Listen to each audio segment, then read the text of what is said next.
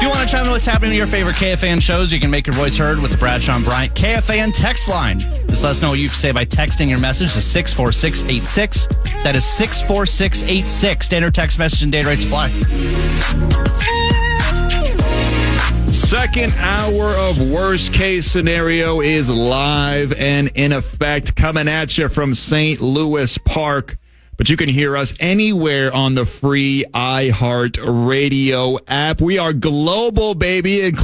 Just like our next guest, 20th century English writer Virginia Woolf once said, one cannot think well, love well, or sleep well if one has not dined well. And if that's the case, our next two guests must be thinking like Einstein, loving like Romeo, and sleeping like Rip Van Winkle, because they are two of the best competitive eaters in the world. And that's just not my opinion. Both are ranked in the top 10 in the Major League Eating rankings. Everybody, please welcome James Webb, a.k.a. Webby, and Bartley Weaver the fourth to the show. How we doing, y'all? Yeah, let's go, baby. Appreciate you, Bartley. How's it going today, my brother? Hey, it's beautiful and sunny today in Tampa, Florida. Can't complain. Very nice on the causeway, Bartley. And Webby, how you doing, my man? I'm good, thank you. I've just arrived in Toronto, in Canada. Oh, dang. Oh, okay, wow. You got a competition up there? No, I just don't want to overstay my welcome in the United States until my visa comes. I totally understand That's that, fair. my man. Both of you guys are ranked in the top 10, the top 7 of the Major League Eating rankings. James, you're number 5. Bartley, you're number 7. No pun intended. You guys don't have beef, right? Like, you guys aren't like rivals or anything like that. This isn't a Tupac Biggie situation. You guys are cool with being on the air at the same time? Hey, we're boys. We've been running and gunning for a while now together, and it's been awesome being on the stage with James. He's one of the best for sure, and he's definitely kind of revolutionizing the social media promotion game. So I've been kind of following his lead on that, and it's been a wild ride just to be able to partner with so many different restaurants and help build local businesses and also get some cool content while we're at it. Yeah, that actually leads me to one of my questions. Is social media is such a huge aspect of what you guys do? Bartley, one of your most recent videos, you went to Waffle House and tried the entire menu. Webby, you had one recently where you and a friend attempted to finish 200 fire wings together. And Webby, you have almost 2 million followers on TikTok. So I would imagine that even when you guys aren't doing competition, that it's kind of full-time work doing the type of work that you do. What goes into the social media, like food challenges and stuff that you guys do? Let's start with James. Yeah, look, well, firstly, yeah, I think out of all the eaters, probably me and Bartley, we kind of clicked. We're kind of the closest. We kind of do the same thing. Look, obviously, Bartley he's a walking unit, right? Yeah. He's double my size. He's an IFBB pro. But we both love the gym. We both love to train. We both love to eat. And when we started chatting, it was about social media because, Bartley was really into it. I'm really into it. And we kind of get it, like you do a food challenge. Eating is one thing. Like going to the restaurant, setting up your cameras, eating a bunch of food is one thing. But like what no one sees is, man, there's 3 or 4 hours of editing, like afterwards, whether it's the next day or a week later. And so we kind of clicked on that level too, because we understand what goes into the content creation side. And like, don't get me wrong, what we do, it's the best. But it's a grind, So when you have someone you can kind of stick together with, bounce ideas off, it makes it so much more fun. And like, you've seen Bartley's videos. The guy's a character. Like, the stuff he comes up with, like, you just laugh, You're just like, that's awesome. And like, no one's really doing what we do. Like being a competitive eater on stage where you're, I guess, there's, it's the best memories. You're just smashing food with kind of no regard for life versus making videos, TikToks, Instagrams, YouTubes.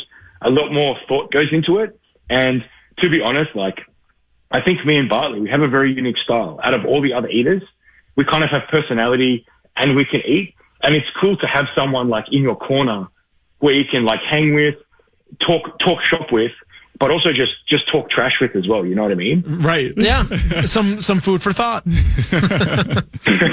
Pun intended. Yes. Bartley, what about you? How did you first start doing the social media stuff, and what goes into it for you? Like, where do you come up with these ideas? Is it restaurants contacting you? Is it you coming up with ideas? A little bit of both, or what goes into the social media stuff for you?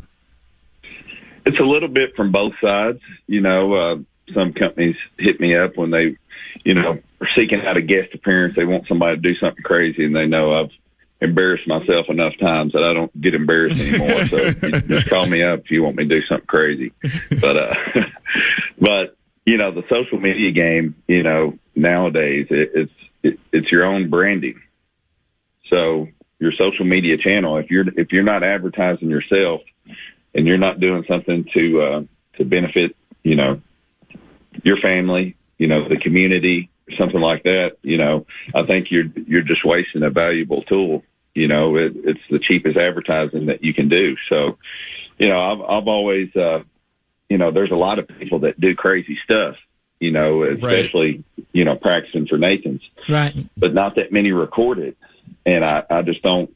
I've recorded every single time that I've ever practiced with hot dogs. It's like, hey, if I'm going to eat 40 hot dogs, I might as well have it on video. Right. Yeah. Not for nothing. Document that, yeah. Yeah.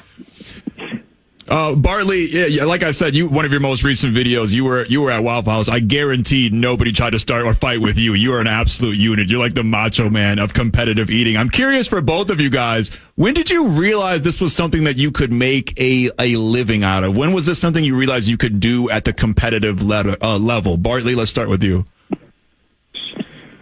Well, I started doing eating contests just to get some free money and a free cheat meal. Right. You know what I mean? I would go work out. I wouldn't eat the whole day, and then I would get in a workout, burn some calories before I took in a crazy amount of calories. And, I found out that, hey, you can make a little side money doing that. And then, when it comes to Nathan's, that's the Super Bowl. So, I started climbing the rankings, just to try to get in that spotlight. And it's been a wild ride. I never really, if you asked me 5 years ago if I would be doing this, full time, then, I would have probably laughed at you. I was a state trooper in Kentucky. So I definitely took a career change, but it's been a fun one and a little bit safer. Just a little bit. Just a little bit. Just a little bit. I mean, not huge, but a little bit. Webby, how about you? When did you first realize this was something you could do as a profession or at the competitive level? Yeah, it's kind of a little bit different for me. Obviously, coming from Australia, where competitive eating is not so big, and what we call, and I don't really like this word, but what we call a quote unquote influencer, there's like not many, right? Right. So basically, I started doing food challenges as just a joke. I never realized that I was actually quite good at them. But I'm competitive, right? And when I found out like the major league is the major league, I kind of came over here and just wanted to try my luck. And like, obviously I got really good real quick. And actually, funnily enough, so the first time I ever met Bartley was at my first ever Nathan's. No way. Wow, there you go. Yeah, so we never met until I went in the hotel the night before my first Nathan's 2 years ago. And I'm like, man, this guy is jacked. Like, there's people here that like, because in Australia, I'm the odd one out. I train, I love my gym, I love trying to keep fit and looking good, but being an eater as well. And over here, like, there's a lot more eaters, but then like we've got a few other, people that are into gym in the top eaters, but this guy's a unit. And I'm like, man, like, I want to know, like, is this guy like serious about it, or did he do it for fun or whatever? And then like, as we got chatting at the after party, and like, actually, I think it was Bartley struck up the conversation about, content creation and doing promos and stuff. And I'm like, yeah, like I do this in Australia, but as a relative newcomer, can you make money in America, And we kind of just chatted, like nothing too serious, but bounced a few ideas off each other. And like, it was at that moment, I think we both kind of clicked. We both kind of want to make it in this kind of social media, eating, gym kind of life. But being relatively new, like, there's some OG YouTubers that have been doing this over 10 or 15 years. Yeah. They're the ones with a million subscribers, making a full-time living. As a new person on the block, it's very hard. It's very different. Times have changed. So actually, when me and Bartley got chatting at the after party, I'm like, yeah, man, we can do this. Like, I can do this. If you're talking about it, I'm going to talk about it. And actually, that's what got me started. I'm like being extra like, look, you Americans are very different to Australians, right? In a lot of different ways, but making content geared to the American market, it's actually so much fun. And then as it's progressed, man, I've just gotten more traction, and obviously I've gotten better. I've improved. I've climbed my way up the rankings also. And now we've had some fierce contests, right? But as that Aussie guy, on stage, they announced me, that guy from Australia. Everyone's like, wow, what the hell, Yeah. So it kind of brings a little bit of hype. And then that's kind of spilled over into my social media stuff, because now, we go to some very random places. You can ask Bartley.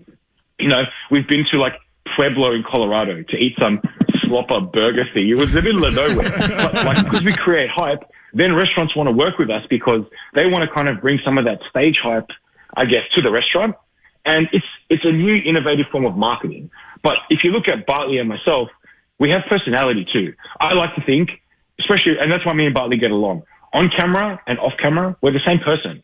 So we can hold a conversation, we can laugh at ourselves, we can have a joke, but also there's that business side of it where we're trying to get the most out of what we do.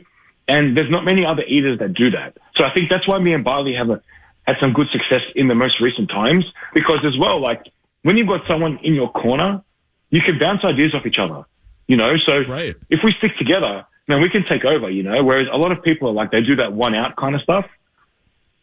Yeah, no, I had no idea you guys had such a connection together in these competitions and out of these competitions. And that's one of the things that drew me to you guys is your social media presence and doing research into Major League Eating. And you guys are both great personalities and make some really fun content out of it. James, this question's for you. So just saw that you had participated in the National Donut Day World Donut Eating Championship, and you are now the world record holder with 70 glazed donuts eaten in 8 minutes. And you took place in the lovely city of San Diego. So can you talk to us a little bit about the donuts and just what kind of foods, and Bartley, you can chime in after James, just what foods are easier to consume and kind of what foods, because to me, glazed donuts seem like a pretty heavy item for you to fit in your body. Yeah, look, so firstly, thank you. It was a cool contest. But look, as a competitive eater, I think we all kind of have our strengths and weaknesses. I have a really big sweet tooth. I love my sweets. So for me to down some donuts, to be honest, I would prefer donuts over hot dogs. Really? Coming from Australia, we don't really eat hot dogs. So, for example, in my opinion, someone like Bartley would have an advantage over me in hot dogs because, like, literally, I didn't eat a hot dog, or what you guys call it. I've never had a Nathan's hot dog until 2 years ago. What? And that was in a contest setting, right? Damn. So, like, I grew up, I love donuts. So give me a donut contest any day of the week. I also love chicken wings. I also have a chicken wing world record. But for me, donuts and chicken wings are relatively easy because I love the taste. Now, I'm a very big, when you start getting full, when you start getting 10 pounds of anything inside you, if you don't like the taste of something, it just amplifies it. So for me, if you look at the contest that I've done really well in, it's the foods I generally I like to eat. Yeah. Chocolate and fudge. I know things like chicken wings require a little bit more technique, but for me, if I like the taste of it, I'll make it work.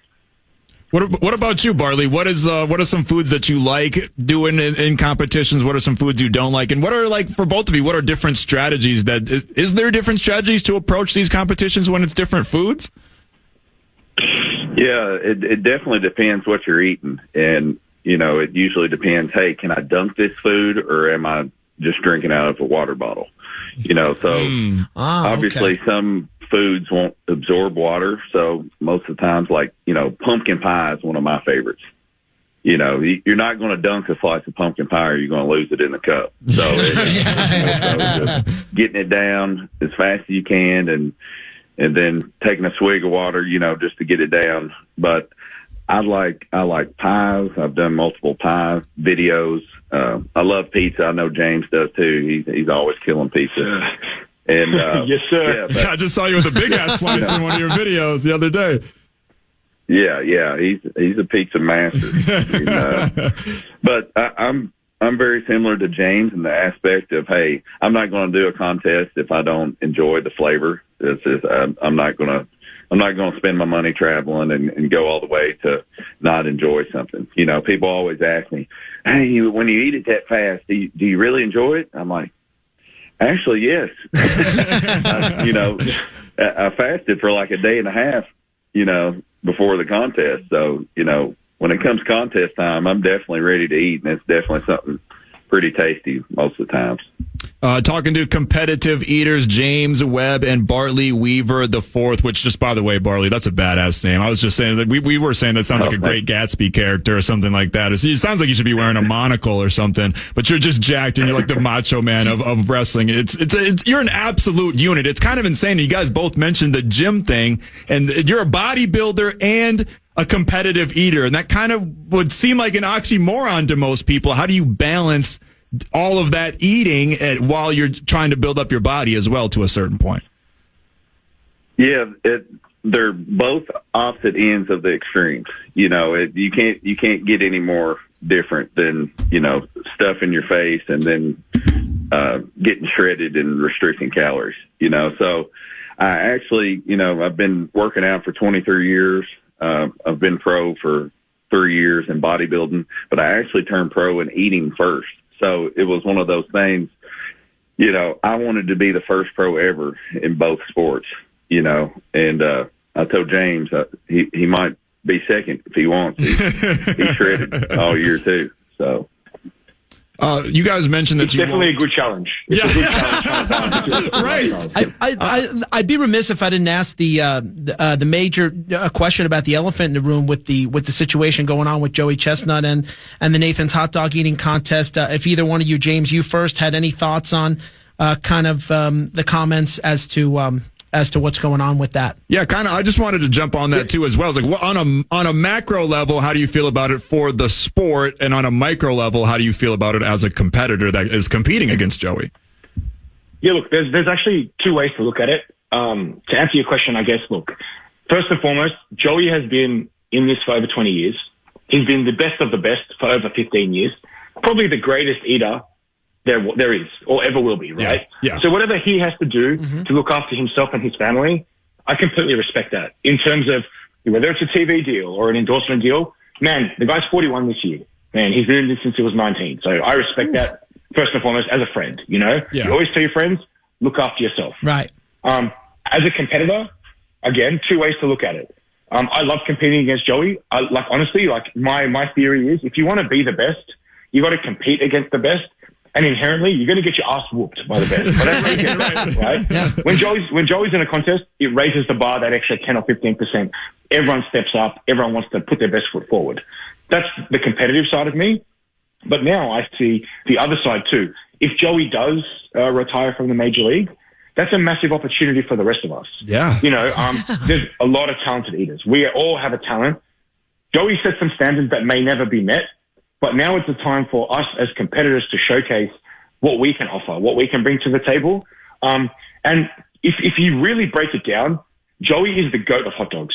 The GOAT. That's undisputed. For sure. Right? Yes, but actually, every other contest is a pretty level playing field. I've beaten Joey 3 times the last 12 months. I know Jeff's beaten him a couple of times. Ding, ding, ding. It's been pretty close. Actually, Bartley's gotten close to him too. So it's not just he's head and shoulders above the rest when it comes to hot dogs. But actually, if you take away Nathan's for a second, it's actually a very competitive field, and now is the chance for us to show that. And Bartley, same question to you, and I believe also that you withdrew from the Nathan's competition coming up here as well. Yeah, man, it's this year has been it's been a wild ride. I'm actually preparing for a TV show right now. I can't announce it yet. Dang. So. Oh, wow. Look at you! Congrats! All right, bro. Congratulations. Yeah, I'm trying to bring my best physique, and I know if I'm stretching my stomach out for hot dogs, it probably ain't going to be what I'm looking for. So, it's one of those things that, both in bodybuilding and competitive eating, the stage will always be there. So it's kind of like you got to prioritize what's best for you and your family in the moment and follow through with, each incredible opportunity that's presented. And I'm just grateful to God that, I've been able to do so many wild things. I was on the Rock Show, the Titan Games. Oh, dang. I was the mascot for the Tennessee Titans. Tighten up, baby. That's my favorite team. That's Max's favorite team, yeah. I've had so many different lives, I feel like, and, touching back on the Joey topic, yeah, he's the GOAT. And, my claim to fame is I beat him, I tied him, and I got beat by him many a time. All three, baby. Wow. And no skipping any leg days for you, Bartley. No, I can't afford to.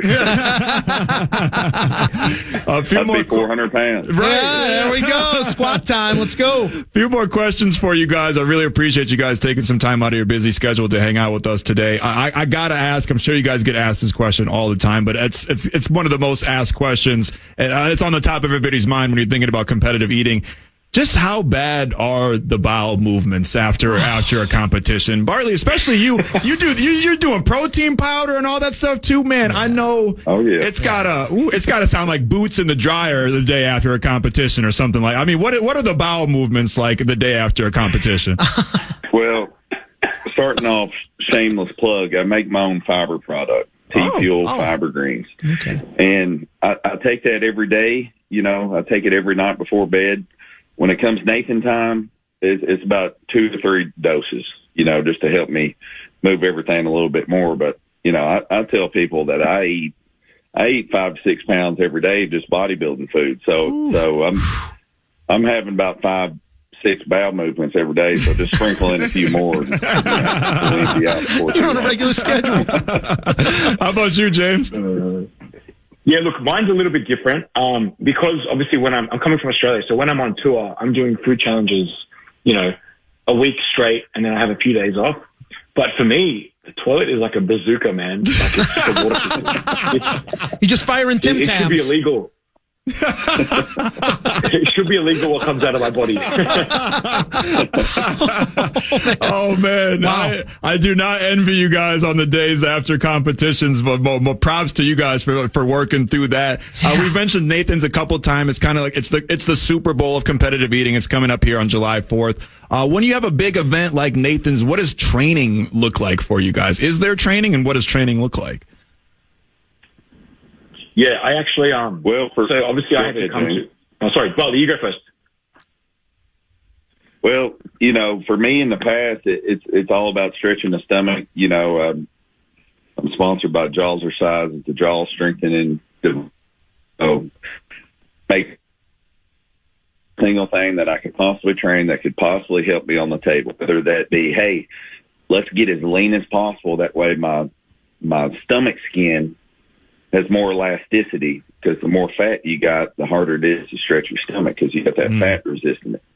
So not only is it, getting the best cardiovascular shape possible, but it's training your jaws, and it's training, as funny as it sounds, it's training your tongue, training your swallows, training, anything that you can possibly think about, because there's not really any books written about how to do this stuff. So it's kind of what thing can I do individually that's going to increase my chances or make me one hot dog better? What can I possibly do? And, a lot of that's trial and error, so it's been a fun ride, just experimenting, and luckily, no injuries or anything yet. But anytime that you're stretching your stomach out with food or water or whatever you're trying to do, it definitely takes some work to get that back off of you. So, I think that's why me and James have done so well, is we stay so active that, we're constantly burning these calories.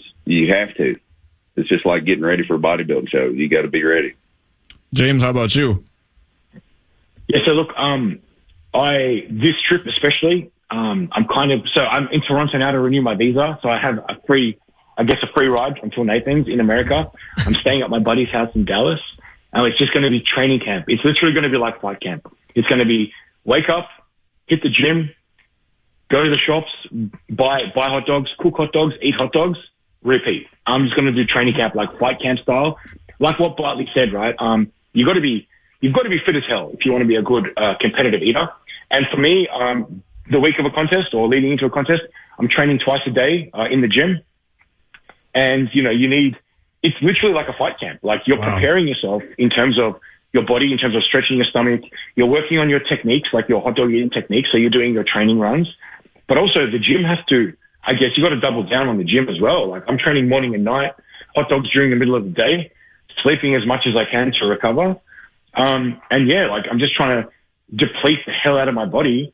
So like Bartley said, you want to make your skin stretch and you want to be, look, you're going to go from completely fasted to like abundance, overkill of stuff, hot dogs, water, buns, whatever you name it, right? So you kind of got to really be used to being, I guess, in that extreme state because that's tiring. Like the day of Nathan's, we actually leave the hotel at like 7:15 in the morning to get there to do all like, the pre-hype and, it's a production, right? So we leave the hotel at 7 a.m. or 7:15. We don't eat till 1 p.m.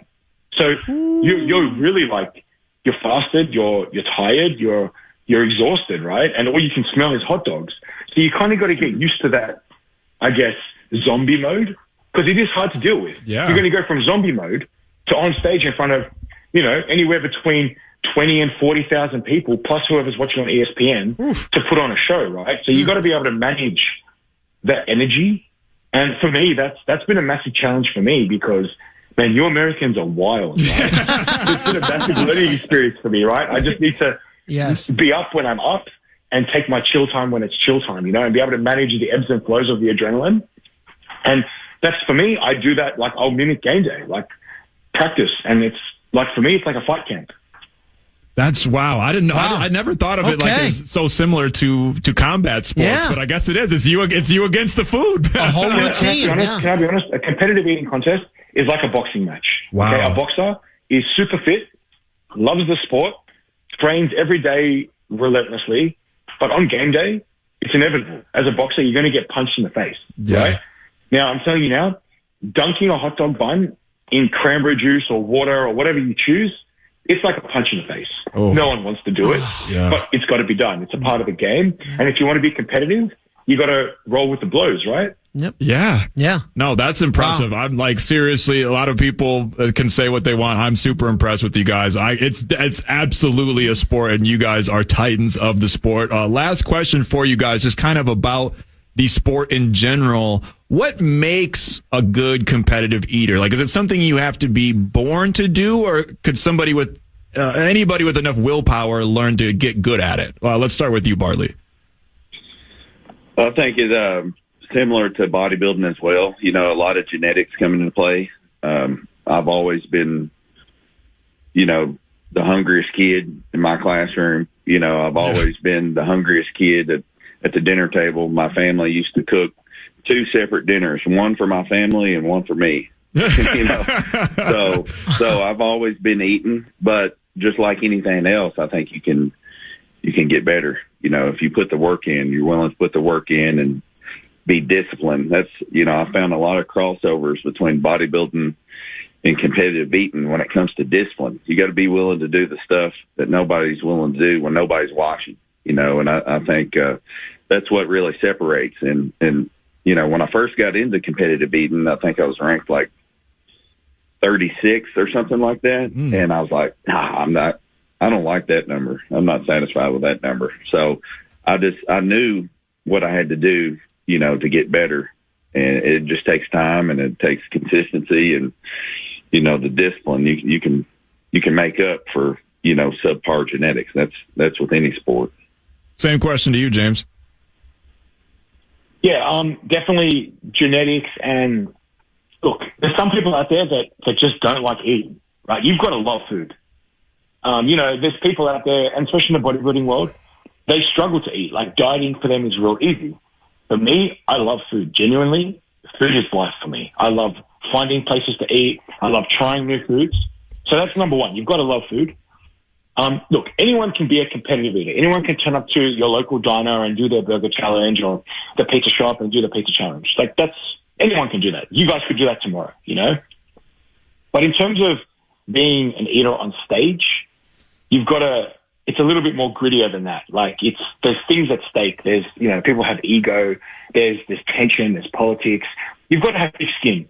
Essentially what we do, people either love it or they hate it, Yeah.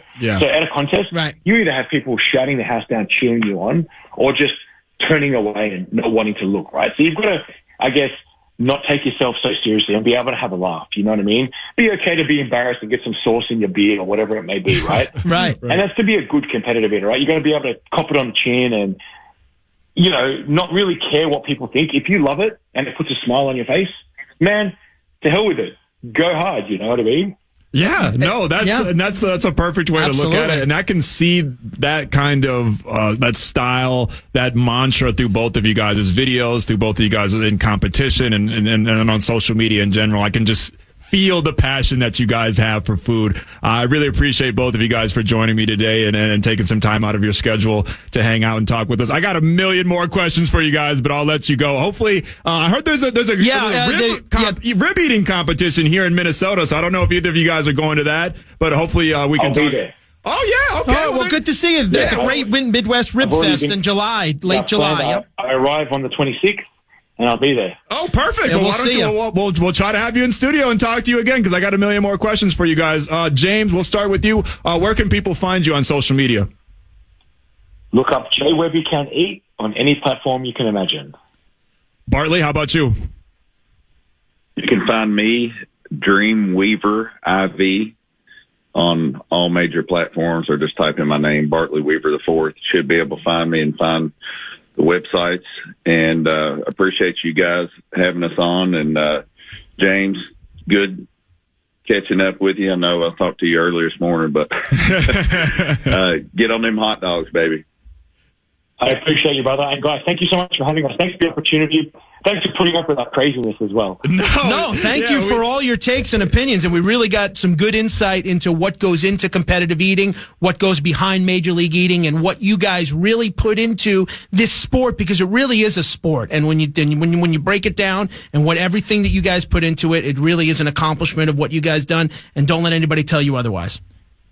Yeah, you guys. Thanks, guys. We appreciate you. No, you guys are the freaking best. Hopefully, Webby, we can holla at you when you're in the Twin Cities. Just let me know. That is James, Webb, and Bartley, the fourth, two of the top 10 eaters in all of the world. We appreciate them for joining us and look forward to seeing James in competition at the Nathan's Hot Dog Eating Contest on July 4th. And you can find Bartley on social media. He's an absolute the TV show unit. He's got a TV soon. show coming out soon. So lots of cool stuff happening with both of those guys. We'll get into some more around the corner. This has been 9 to noon. Worst case scenario, filling in for my man PA. We still got Betsy joining us to talk Twins in the 11 o'clock hour. And my man Wendell Epps, the Lynx Radio Vox, coming in to talk Lynx. But around the corner, we're going to get into some Stanley Cup. This is The Fan. Save the date for the 34th Annual Polo Classic. The preeminent polo event in the Twin Cities is back Sunday, August 4th. The Twin City Polo Club. You can find out more, KFAN.com, keyword calendar. KFAN.com, keyword calendar.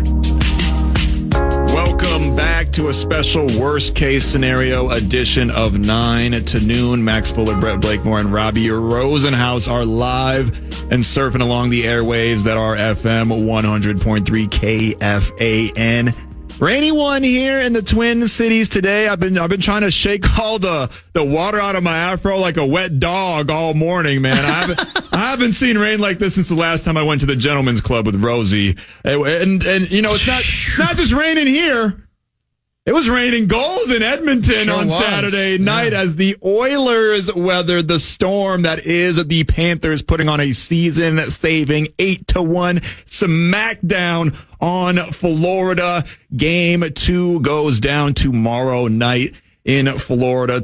Puck drop around 7 p.m. You can hear all the action right here on FM 100.3 KFAN. Brett, Robbie, you guys are elite hockey minds. We touched on it a little bit yesterday, but and obviously, you know, like it's highly unlikely that the Oilers are going to make a comeback down from 3-0. It has happened in NHL history before, but when you just absolutely wreck Sergei Bobrovsky, who was on a heater before that, 8-1, you got to at least ask the question, did Edmonton find something here that they can keep rolling, or was it more just like a one-off game? I'll say this. The last time that someone came back from 3-0 in the Stanley Cup Finals, according to Wikipedia, which is never wrong. Never. The 1942 Stanley Cup Finals. Oh wow, okay. Just a couple days. Right in the middle of World War II. Sure. That's great. Big deal. Yeah. Probably the best players are over in Normandy.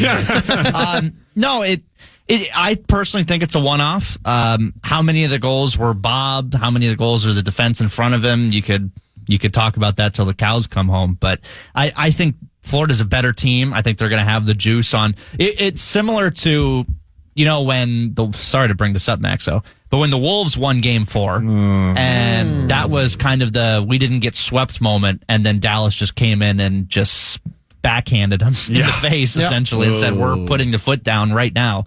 If I was a betting man, and I'm typically not, I would bet that there's a big response from Florida and probably a grind out, 3-2, 3-1 win for the Panthers. Score prediction. Yeah, give or take. And he was pulled in the game, Bobrovsky. He got an early shower. And if you think you're mounting a comeback, rarely does the goalie make a difference for you. There's something that happens usually at the other end of the ice. He's played an awful lot of hockey this postseason, and right now he's the leader in the clubhouse for the Conn Smythe Trophy. And I think he's going to come back. Elite goalies and elite players usually do not have 2 bad games in a row. And despite the scoreline looking pretty lopsided, I didn't think a lot of those goals were technically his fault. You can just say really bad goals, really good plays, really good shots. And again, late in that first period, it was 2-1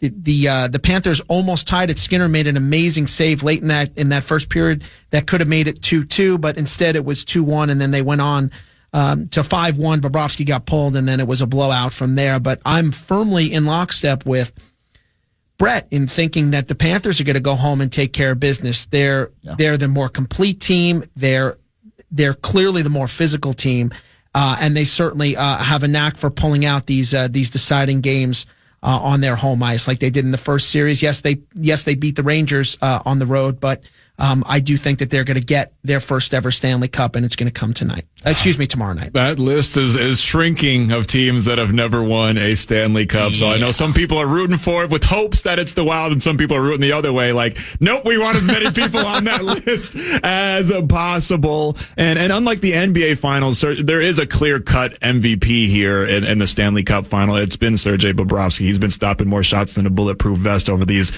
last several games, outside of the last game when he was pulled in the second period. If Bob has another stellar game tonight, he's final MVP to you guys. Yeah, I mean, he had stopped 82 of 86 shots he faced through the first 3 games of the series, and along with Barkov, who would probably be the other contender for the Conn Smythe Trophy, he allowed more goals in 25 minutes of that game than he had the rest of the series combined. Right. So I'm just going to claim that as basically a one-off and as a fluke, and everyone's human. And you just have to keep going. And I think that Florida will get the job done tonight in convincing fashion, too. I don't even think it'll be close. Oh, wow. I think they're going to score 1 or 2. I think they're going to score 1 or 2 empty net goals. I think you're looking at maybe a 5-2, 6-3 final tonight. Ooh. And I think the Panthers win in style. Wow. I just think this is the culmination of 2 straight years of them. Last year they went to the finals. Final for you hockey nuts out there. Final Stanley Cup final, NBA finals. Watch out now. Yeah, no plurals. But last year they went to the final against Vegas, came up short. This year I think they're going to get the job done against a weaker Oilers team, and the Panthers really they're fully deserving of it. I'm not taking anything away. They've had the best goalie. Their coach has pushed all the right buttons. And despite being in a lot of overtime games this postseason, 3 of those 6 games against the Rangers last series went to overtime. The Rangers actually ended up winning a few of them. So those games could have went either way. This series, I think, is going to end tomorrow night. The good news for Wild fans, if they don't want the Panthers to win because you don't want that list getting shorter, there will still be 6 teams that have more. 6. Well, there's more than that. But the caveat is there's 6 teams with more playoff appearances than the Wild that have not won a cup. Take that. Yeah, exactly. Take that. Buffalo, Vancouver, San Jose, Arizona, now Utah, Ottawa, and Nashville have more playoff appearances, yet have not won the cup. So take solace in that. Right. We got it. We're still on the right track. Misery loves company, and all those cities can come join the pity party if the Florida Panthers do, in fact, pull it off tomorrow night. Again, puck drop is around 7 p.m., and as always, with every other game in the Stanley Cup Final, you can hear all of the action right here on KFAN. KFAN. We're going to do a little bit of a mixed bag segment around the corner, touch on some various sports topics. Lots going on in the world of sports. We can't get to it all. Everything can't get its own segment. Yeah. So we're going to do a little bit of this, a little bit of that. Emphasis on the last word to my man, the common man. We got more worst case scenario filling in for 9 to noon on the Fan. 5 years in the making. Rube Party is back in person. Join us for the return of Rube Party Friday, July 19th at Forgotten Star Brewery in Fridley. Come hang with all your favorite fan personalities, play your favorite fan games for great prizes, enjoy live music from the Chris Hockey Band, and don't forget about the great food and drinks all night long. Full details now, KFAN.com, keyword party. KFAN.com, keyword party. Hootie hoo! Hootie hoo! Rube Party, July 19th. Forgotten Star Brewing Company should be a lot of fun. It's been a party on 9 to noon thus far. Max Fuller, Robbie Rosenhaus, and Brett Blakemore filling in for PA. Sometimes when you go to party, you get a little party bag. You know what I'm saying? You get like a gift bag. Yeah, you get a gift bag. Sometimes there's like, drop the keys at the front door. The finger trap. Yes, that's a whole different kind of party.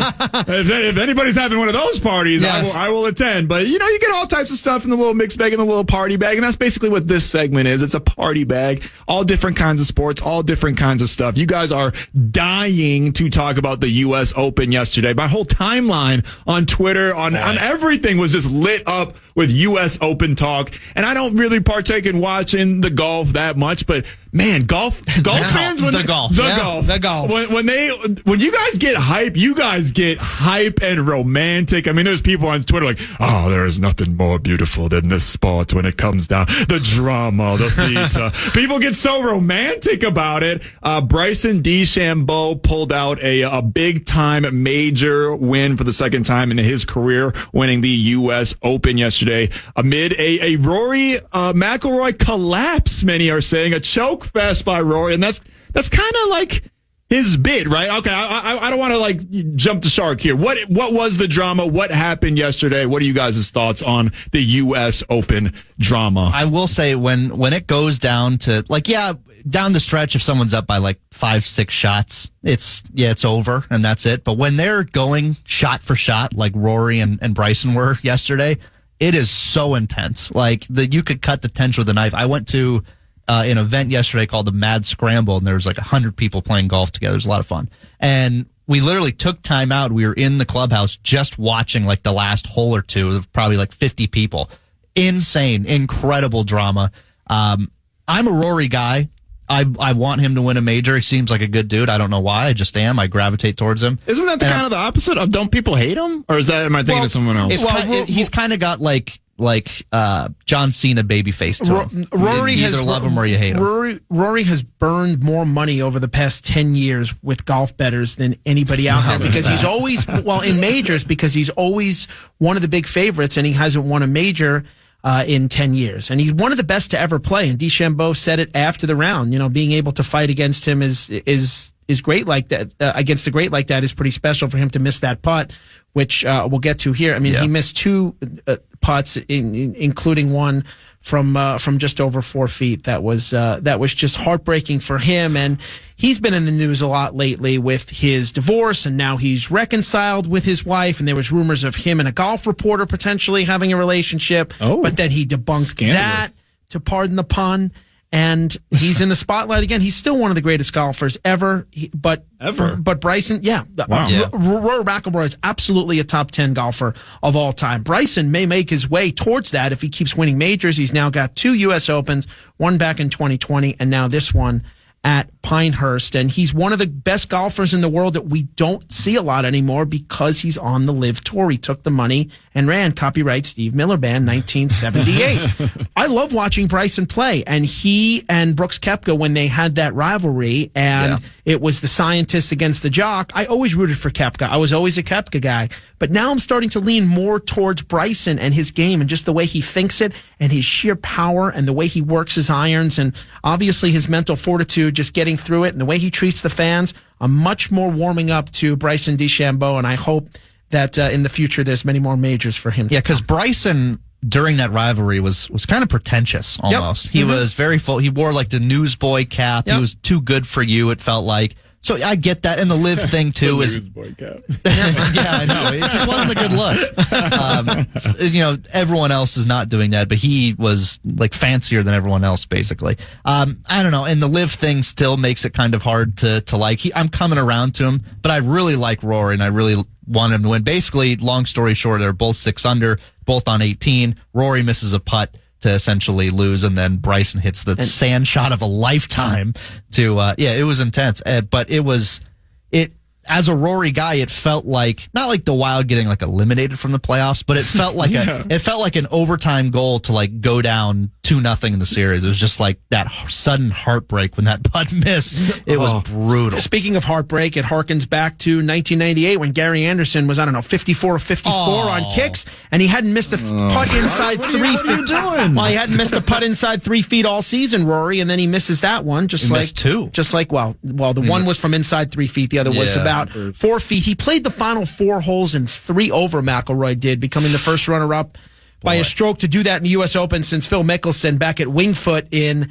2006 when everybody on 18 told him not to take the driver out. He decided to take the driver out, and he hit it over a merchandise tent and ended up losing to Jeff Ogilvy, an Australian who may know our James Webb, our previous guest there, but Mickelson has that championship that has eluded him, the U.S. Open, and Rory has a major that's eluded him since Valhalla in 2014. He doesn't get it. Bryson does for the second time in 4 years, and kudos to him. I thought it was a really well-played tournament, and even though Scheffler didn't get the job done, we really had some good golf. Barely made the cut. Yeah, we had some good golf coming down the stretch, and very much looking forward to the British Open, which is the Open Championship. We call it the British Open here in the States, but they call it the Open Championship. The Open. Which this year will be, I believe, in Scotland. I might have to start tuning into the old golf there. It's just getting everybody riled up, fired up. You guys are just coming in here beaming and starry-eyed. I just adopted watching, like I've golfed myself for years, but actually watching the pro golf, this is my first real year doing it. Mm-hmm. I've had a blast. You're enjoying it, huh? It is a lot of fun. Yeah, good. It's a lot like WWE where you have to get to know the guys.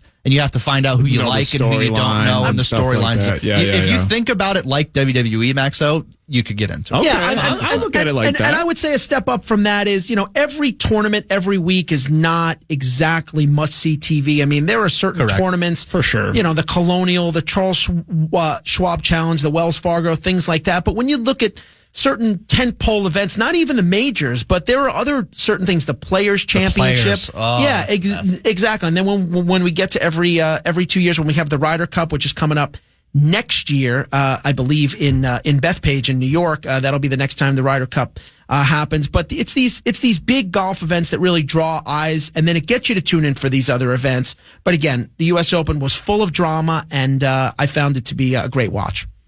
Quickly, guys, you guys wanted to talk about the WNBA controversial play as Angel Reese. The college rivals turned pro rivals. The Sky took on the Fever, and Angel Reese was assessed a flagrant 1 foul for an attempted block that she had on Caitlin Clark. Right, and you guys were pretty fired up about it. Social media was pretty fired up about it. What do you guys don't think it was a... Brett Blakemore, you actually came into the studio from the producer studio to suggest this. So I'm assuming you got a strong take on this. A sports smorgasbord. Yeah, I don't think that Angel Reese should be suspended for 5 games and fined out the. There was people saying that she should be kicked out of the. There was a lot of. That's a lot of pearl clutching. That needs to go away. That being said, I don't think she should be gone forever or anything drastic. But it was blatantly intentional for my mind. It's definitely a flagrant 1. I don't think she got within a foot of the ball. You can try to, there was even follow through too, like through Caitlin's head to the other side. Like to me, it was blatantly obvious that it was intentional. The repercussions of it, that can be up for debate. I think a flagrant 1's fine.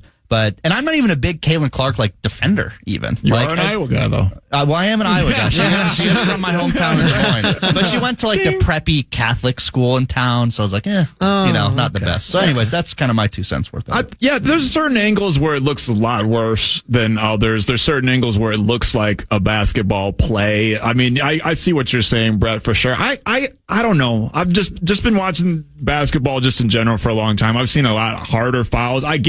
absolutely was a flagrant. Should she have been like kicked out of the game or anything like that? Should she be suspended? No, but there are some angles where it looks pretty bad. And of course, and we're all kind of sensitive already because this has been an ongoing saga with Caitlin Clark throughout. It's the optics. And with her, it's the optics. It's more the optics. If this was the first instance of it, I don't know if we would be as up in arms about it as a lot of people are up in arms about it. But again, like it happens in every sport. It's we have a phrase for it. My welcome to the insert sports league here moment. It just where all the eyes are on Caitlin Clark, so all of us are tuned in and we're focused and we're hyped about that. So everybody's a little bit sensitive on that subject. I definitely see it from both sides. I can see how Angel Reese was going for the ball, and sometimes you just miss. Sometimes you take a big whack, and sometimes you miss, and maybe also because it's Caitlin Clark, she's like, well, I'll take an even bigger swing. You know what I'm saying? Right. But we don't know what's going through her head. We don't know anything about that. So I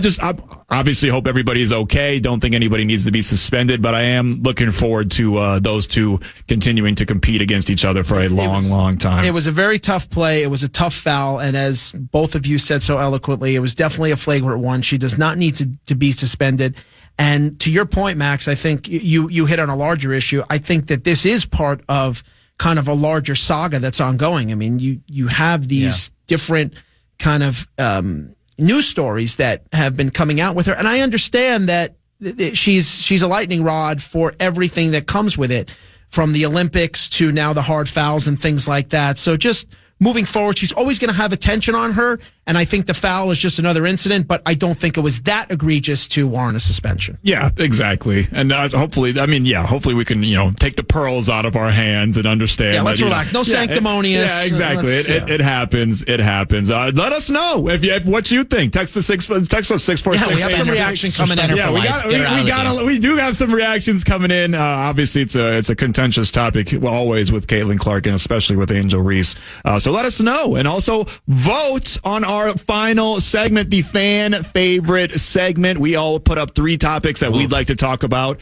Brett Blakemore put it up on the poll on Twitter/X at KFAN 1003. Brett, what is the polls saying right now? How are we going to close out the show? It's actually close. Not a blowout today. Your leader right now with 37% of the vote is Story Toppers. Oh, look at that. Okay, there we go. 33% Father's Day memories there. So, but it's everything's in the mix right now.